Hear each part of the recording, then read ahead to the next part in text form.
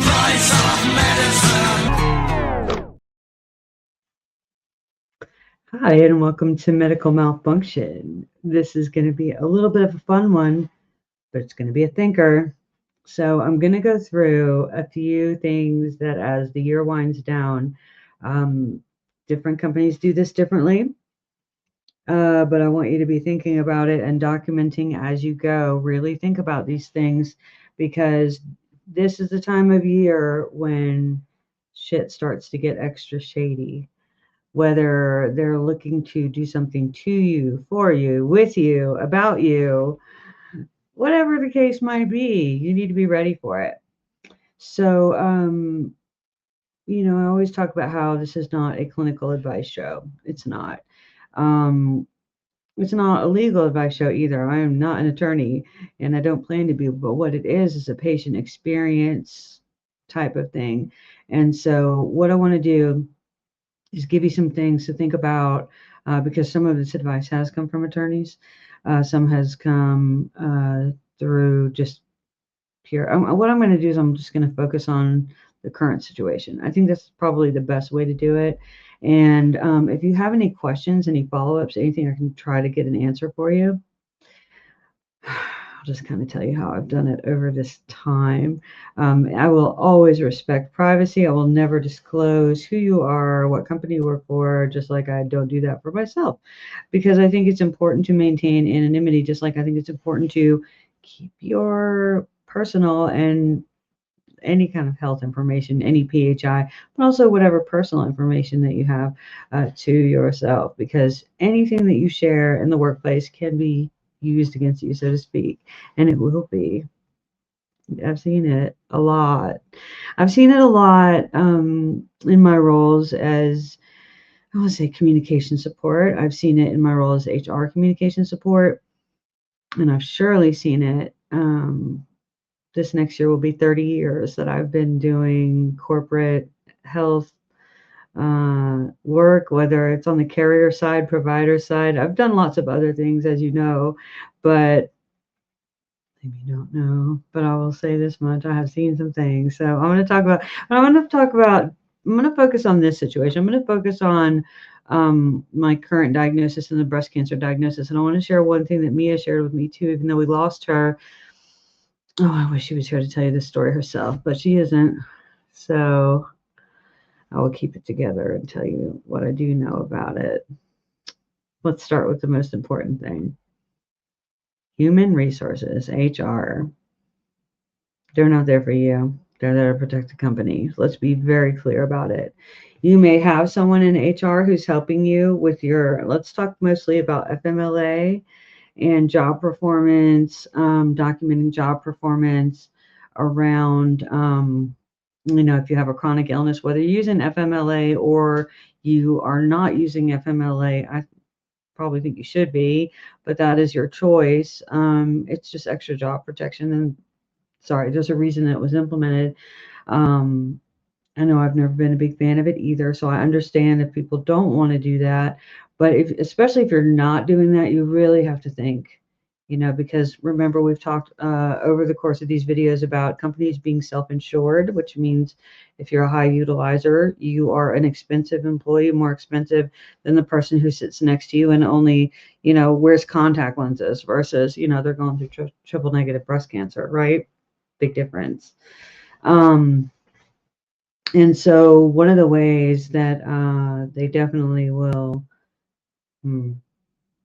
start to, I don't want to say build a case. I hate to make it sound like that, but I have to be straightforward with you because that's what happens. And it does happen. You can do your own research, and I'm not trying to make you super paranoid. Maybe you work for a wonderful company and they're absolute saints, but let's face it, these are trying economic times. And if you are a trying economic person, for whatever reason, you've got to get it together and make sure you're documenting in the proper fashion, because that's what's fair. It's, it's a work relationship. It's not a social one. Okay. So I'm going to talk a little bit about, let's start with HR. I already started, I guess. They're there for the company. They're not there for you. They may help you. They may be helpful, but at the end of every sentence, at the end of the day, at the end of this sentence, they are there to help the company. And that's who pays them. You don't pay them. So human resources is there so you need to also be very mindful when you speak to human resources about what you've gone to them about, how you're asking your questions, write everything down, by the way. Don't rely on your memory. What are you, crazy? We're grown-ups here. So let's start with that. Make sure you're taking good notes. So one of the things that I experienced, I have never had so much as a disciplinary comment in my entire career. 30 years now. That's corporate career. We're not even talking about all the amazing, we're talking corporate career. Not so much as a whiff of anything, but suddenly there was an attempt to put a whiff of something into my file last year when I got this diagnosis of the triple negative. Well, that's curious. We've talked a little bit about how much trouble I had kicking off my treatment. We'll circle back to that in a second, but I want to talk about how it was in my year-end review. It was very vague, and any feedback, positive or negative, by the way, should be very specific, and it was very not specific, and there's a reason for that. My experience was, I'll give you one example. I had a very senior leader who kept canceling meetings on me, like 10 minutes before the meetings were supposed to happen. So I finally had to escalate it. I didn't escalate it to HR, by the way. If you can leave HR out of it, leave HR out of it. But so I finally had to escalate it to, we had a mutual leader in common. And so that's what I did. I'm like, well, I don't know what to do here. And that person turned out, circle back to me, that they lied about why they canceled the meeting. They said they were somewhere, they were not there.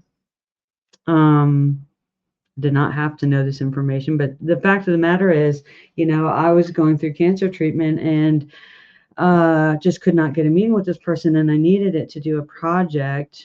And so finally this person scheduled the meeting. So this will be third time's the charm, right? This person scheduled the meeting. Well, they scheduled it on my chemo day. I'm out once a week for chemo. That's the day they scheduled it for. Well, what did I do? I had the meeting from the chemo chair. And he was absolutely, oh my gosh, well, I would have canceled it. And my first response, of course, being the comedian, fan that I am, was like, well, we already know that. Because he was canceling meetings when I wasn't in the chemo chair. But I was like, oh no, clearly you're very busy. So I had to work on an FMLA chemo day from the chair and take a meeting with this person. But in my end of year review, it was put something very vague, not naming the person, but something effective like, I was delayed. My project was delayed. Yeah, my project was delayed, and I escalated it appropriately and did all the correct things. And I just found out today that this person this year has been nominated for an Employee of the Year award. I'm like, what? See, that's corporate America for you. So the other thing I did, though, when I saw that very vague, I knew what they were referring to. The other thing is, apparently they had an HR discussion about me, but I was not included in it or asked about it. I found out way after the fact. Well, that's not correct either. That's not how that gets done. And I do know that from having supported HR for years. So I was like, whoa. Somebody had a conversation about, clearly the issue is not me, and I handled it appropriately according to corporate steps. In any company, that's how you would handle it. In any company. The only thing I didn't do was go to HR and narc everybody out. But somebody else did. I don't know. Maybe that person covering their butt who's now going to be recognized for who knows what. But what I did do was I put it into, I put a response in the annual review saying, because here's what you need to do. You need to make sure that you respond if something in there is put like that. And first of all, it better be specific, because that was not correct. You don't put vague things like that. You have to put very specific. And they didn't have anything like that. And of course they didn't. So I did put something to the effect of, there was a reference to some project that I was working on being delayed. There was a reason for that. It had to do with another leader who was not available and was canceling meetings or was unavailable. And so I escalated appropriately, and then we were able to finally meet. So, but I would expect that this comment be on their performance review. I did not name the person. I did not get into that. You don't make it personal. You just stick with just the facts, ma'am. That's what you do. But you definitely don't ignore it. You respond to it, and you make sure that you're answering to it, and you also highlight the way that it was. You can put the details about how you escalated it if you think that's important. You know your company better than I do. I did not feel like that was exactly necessary, but it was important. So I ended up spending a lot of time doing a response. There was one other thing they put in there that was this brings us to another concept. Contractors. I've had many discussions about contractors doing your work versus an FTE being a full-time employee. I've had many attorneys over the years tell me full-time employees get first right of like refusal, or not even refusal, but you get work first. You don't outsource work when you've got full-time employees who are available to do the work, and usually it's not done as well either. That's another issue. I will happen to say there's a couple of tactics here. What I would do if I were you, if you're curious, I would look up something called a hostile work environment. You've probably heard the expression before, but look up what it really is and what it really means, because I think you'll be surprised. There are specific tactics that companies use. There's something called isolate and intimidate. For instance, I'm not allowed to go to meetings at my job. That sounds like a really weird thing. But somebody who had died back in 2021 was still invited to a lot of meetings. That happened for a lot of years. A lot of years. I was like, what? Why is somebody who's been dead for, I think that finally stopped last year at the beginning of this year. So I had to document that a lot. That's the first time I've ever seen that at any company, though, I'll have to admit it. I've seen a lot of things, but I've never seen that before. What else? What you want to do is you want to make sure that anything that you are responding to is provable. Do not guess about a date. Do not guess about a time. You go back to your calendar and you make sure it was on this date that I escalated to this person. Don't guess, because if you guess about anything and anything is wrong, everything you say gets called into question. It's kind of like, just think about it like, you're a witness on a stand, even though I don't want to make you think about things like this, but you have to protect yourself and your job and your reputation. This is what became the most important thing to me, was my reputation, because I'm like, I've spent 30 years building this perfect reputation. I know what I'm doing. I know what I'm talking about. There's no scam here. I've been here for, I'll just say that it's been well over a decade. I'll just leave it there, because again, I don't dox anybody. I don't dox myself, other than who I am. But it was very surprising to me how this was handled. But everything was very surprising to me how it was handled last year. How it's been handled this year too. Some of it's continued, some of it's gotten better. But you just have to be ready for whatever may come down the pipe, because you may get called into HR and be questioned about it, or you may need to just, be able to demonstrate this is exactly what happened. So you write things down, not in a casual way. You make a database, because he who documents wins. Just saying. So you make sure you're doing that, and you don't guess. And if you're not sure, you don't say it. If you don't guess, never guess. So you have to be really specific in your details. Really know what they are. Take notes at the time. Write them down. Don't wait till later and rely on your memory. Did we just talk about that? Our memories? Memories are not great. But what is great is emails. Anything you have in writing is wonderful. Don't do things like to be like baiting people. That's not what I mean. But if you happen to get an email, or for instance, like, I was just in a meeting where, okay, so I just did this big project, not even one comma was changed, not even one. That's pretty rare, pretty much perfect. But in the course of giving credit, 2 other people were given credit next to me, and then I was not named by name. in the group setting where it should have been, that kind of thing. So those are the kinds of little that you could look at that like a slight, but that's sort of strange given that, in the role of what we do is cheerleading. And then, somebody right behind it was given, a whole big cheerleader for something that, had to have a lot of corrections done to it, including on my project, which did not, like I said, even require so much as a comma change. All that was my work. And, it's not about getting credit for me. It's about protecting my reputation. I'm also protecting my health insurance, and I'm protecting the things that I've worked so hard to build. That's what you have to be thinking about. You just need to, maybe you take an hour a day. That's probably a little bit too much. Maybe you take 30 minutes a day and just kind of think through after work, think through any things you might need to document, just while you're sitting on the elliptical machine or something, anything that you might, and you'll know if something is happening in the moment, because if you're going through this, you already know you're going through it.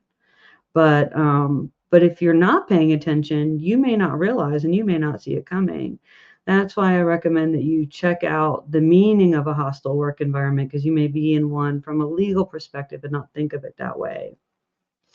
When you have chronic illness, you're already battling so many things on so many fronts. The last thing you want to worry about is this, but you have to worry about this. Sorry, it's the right thing to do.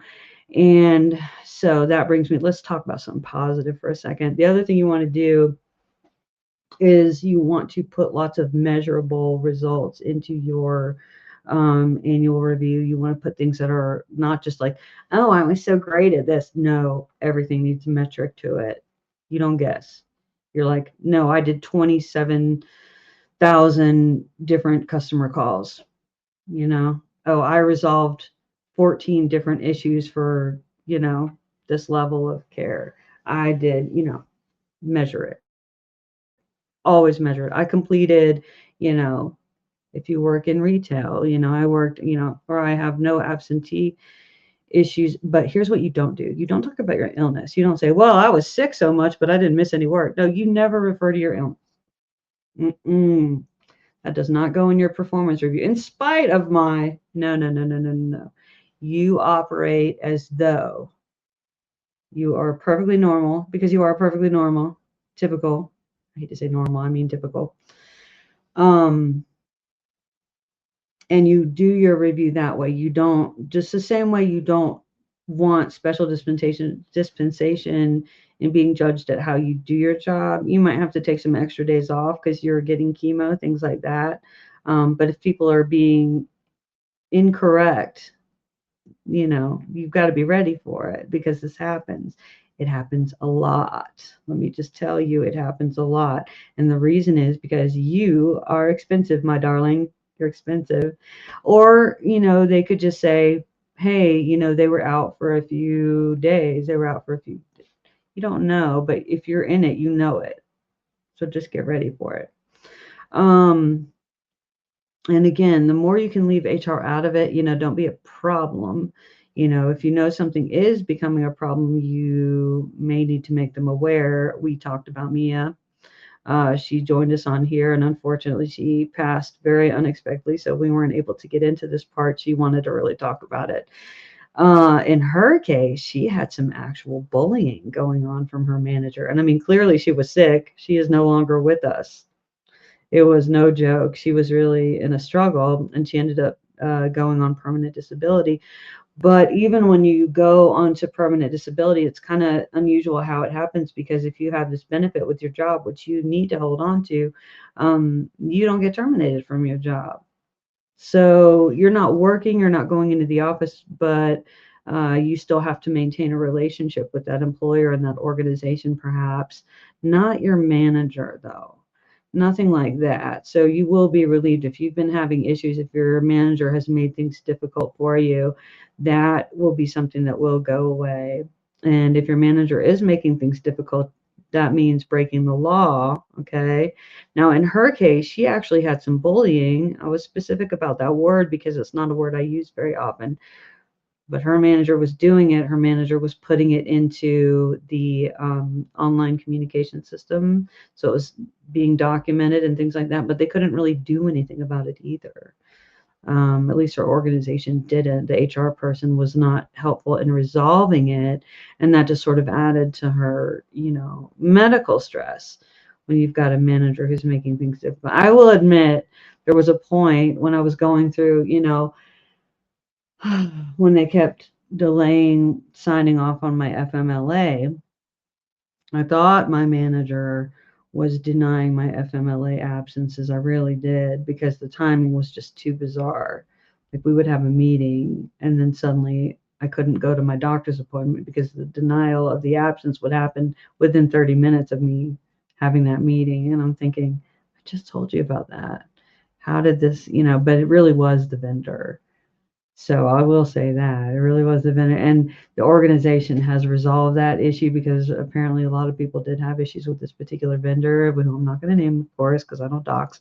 But at that point, I didn't know. I've never used FMLA like this, and intermittent FMLA can be a little bit tricky. But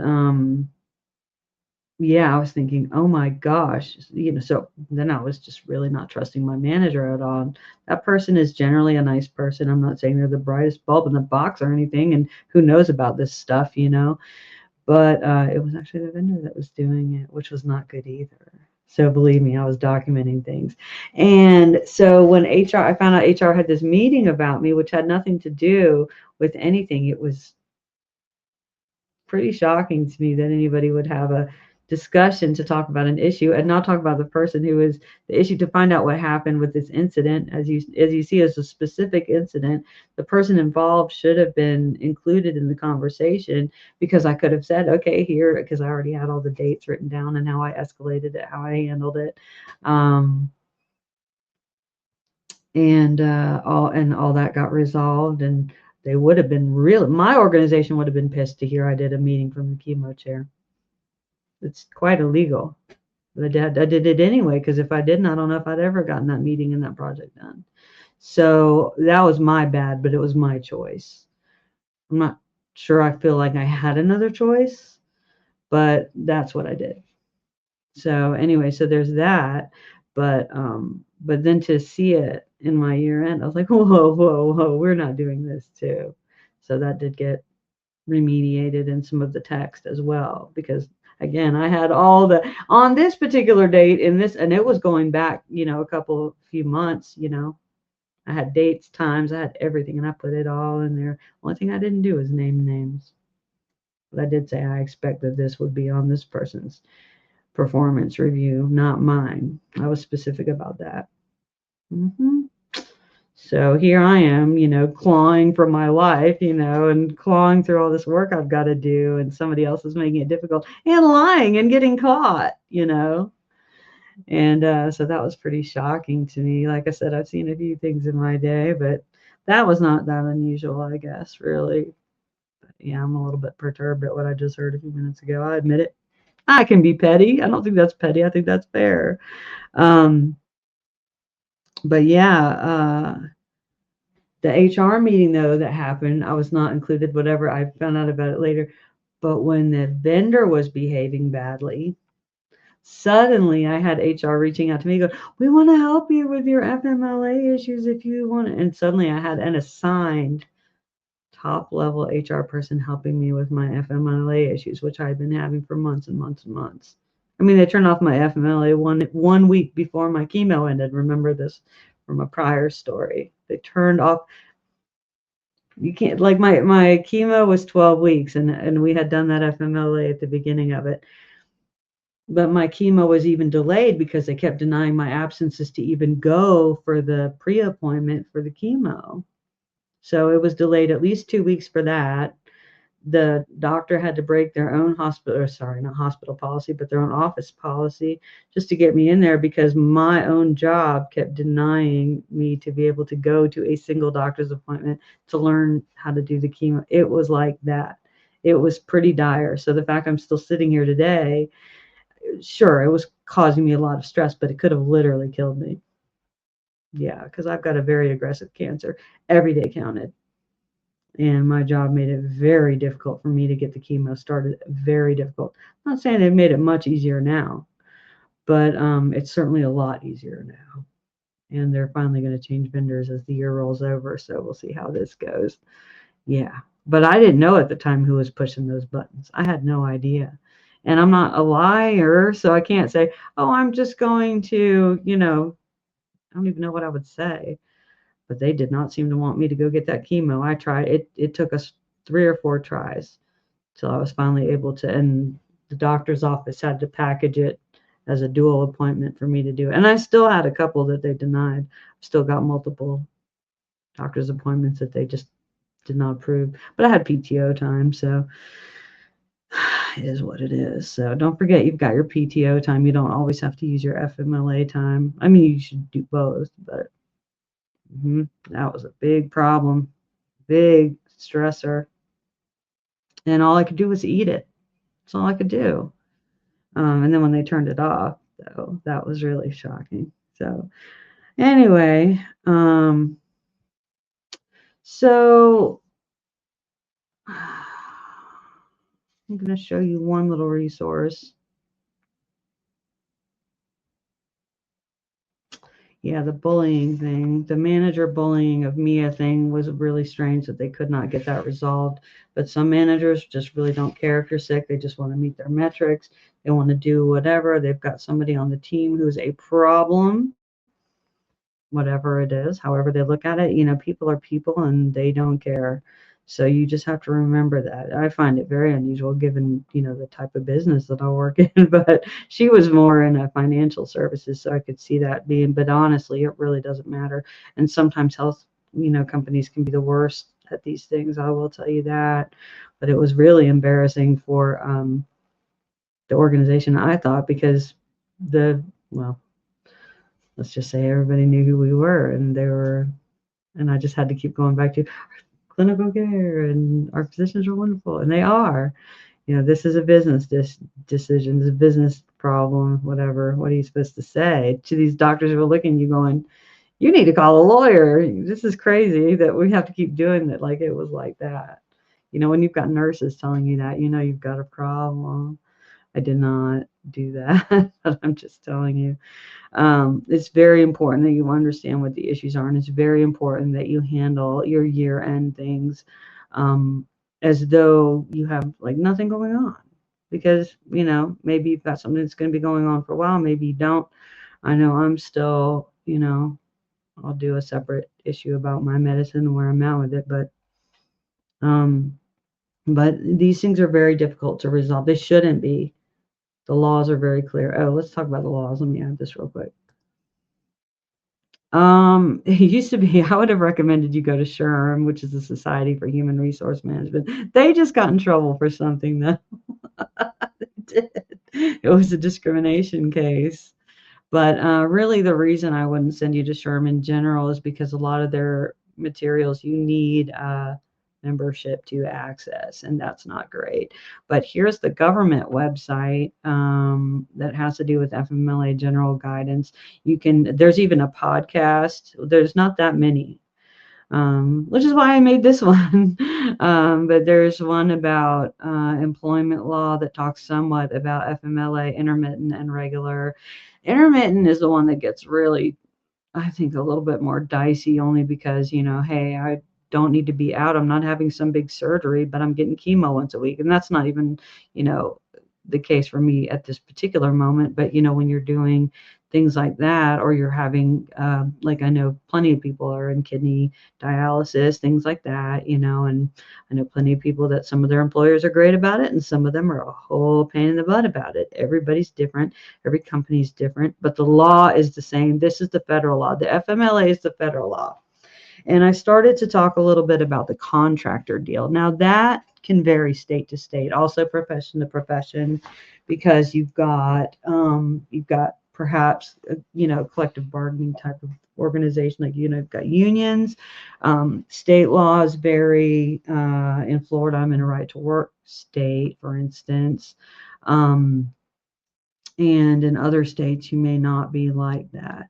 So that can make a difference, but these laws are still here to protect you. So the federal law is the FMLA law, and then state to state, you want to say that. And Florida is usually pretty good, I would say, about a lot of things. Many states are really wonderful at supporting employees who are going through their own chronic health condition, or you're caring for someone with a chronic health condition, or your child has something going on, whatever the case might be, whatever reason you're listening to this. Those all apply too, by the way. That all falls under FMLA. I'm just trying to talk a little bit more from my personal experience on this one, because I got a lot of legal advice, a lot of legal opinions. I will tell you that, all right, let's talk about the contractor thing for a second. A contractor is like when your company hires like freelance resources. They might be full-time, they might be part-time, they might be with an agency, things like that. And if they're filtering your work to that person, agency, whatever the case might be, for additional support, maybe they always do it. Maybe they're getting a little bit more of it while you're going through treatment. I know we've had that happen where, hey, we need a little bit extra support because we've got somebody who's out having a baby, for instance. That definitely qualifies, things like that. You know how temporary that is, and, the state laws are where you really need to look. And I have had, in my particular instance, I had every attorney tell me that you cannot filter somebody else's work to a contractor when full-time employees are not fully engaged or supplied with work, and are fully capable or whatever, or even mostly capable. Let's just say mostly capable, whatever the case might be, however you want to look at it. So and I had one attorney tell me that was not the case. So I would say that the jury's still out on that one, because this is all I'm speaking about a specific state, a right to work state. That's why I keep going back to it. It's a right to work state. Frankly, I tend to fall in line with what I think that one attorney may have, but I even went and got a second opinion on that single attorney. But I don't think he was really that good of an attorney, but that's just my opinion. I think that if you're having a challenge getting assignments, or assignments are being taken away from you, I go back to, you got to quantify. What I did was I went in and I looked and I was like, I had 300 assignments last year. I had 8 this year, something like that. And as ridiculous as that sounds, it's really not that far off, by the way. And that can happen. So, and I was there every day. It was basically like you'd come into the office and sit there and wait, that kind of stuff. And but if you have a manager who's just not supportive of your condition, or it could just be a matter of favoritism, or it could be a matter of, hey, I want to pay somebody to just tell me what I want to hear. Who knows what the situation is? It doesn't matter what it is. We're talking about the law here. What you need to do is just be very well aware of what your rights are as an employee, and then figure out how you want to go about handling that. Because the more you know, of course, knowledge is power, yada, yada, this cliche. But when you're dealing with an illness, this is one good place to go. This is the Department of Labor website. Obviously you've got nursing mothers. I talked about pregnancy a little bit. You've got a really good FAQ in here. So there are people who are in the military reserves who FMLA applies to them too. Look at all this though. The frequently asked questions. There's lots of resource information in here. Caregiver leave, that's again where it gets a little bit dicey. You really want to know, who can take. By this point, you should already be on FMLA, but it does outline some of the really basic bitch type of stuff too. But it's worth knowing all of it. Qualifying conditions. There's your intermittent. So intermittent, ooh, it can be so tricky, but the main thing is, don't lie, don't guess. Oh, did you see the URL? It is the dol.gov, and that is the Department of Labor, dol.gov. But all you have to really do is just go to the FMLA, frequently asked questions. But there's more than that in here. If you look over here, you've got lots of information about it. There's mental health. Hadn't really talked about that. There's cancer in particular, maternal health, and mental health. Mental health is rather new. Oh, FMLA posters. You can get some posters, hang them up in your own house if you work from home, or you just want to be reminded and you want to be mindful of stuff. But the thing of it is, what we're talking about today is you might get some ideas in here about things for that year end stuff you want to document. But like I said, measure. Do not talk about other people. If you are having an issue like that with a contractor type thing, ooh, that's really a tricky one because, companies can use contractors. It's not out of bounds to do that. Lots of companies do it. There's plenty of reasons. So they don't have to pay health insurance, by the way, of course, is a main reason. And, so you don't want to be stirring up those waters because you're expensive in different ways.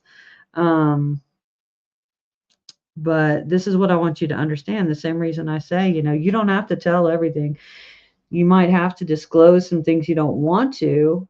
I know I had to disclose a little bit more this year than I would have liked just because, it was going to be obvious anyway how I looked and what was going on. But, and for work planning purposes. So you need to be honest up front. I was having chemo every Thursday last year. So, hey, for 12 weeks, every Thursday, I won't be here. I didn't know about Friday, kind of did it that way on purpose. Turned out fine. But I just happen to know from prior experience that usually the day after chemo isn't too bad, then the weekend sucks. So I used to call it Sicky Saturdays. So that's how I did it. So I could keep my job and keep going and whatever. So there you go. But again, you want to keep your reputation intact. You don't want to be a problem because you're already kind of like, there's already a little bit of it. I don't want to say a target on you because, again, I don't want you to feel that way, but I want you to think that way. Just be mindful of it.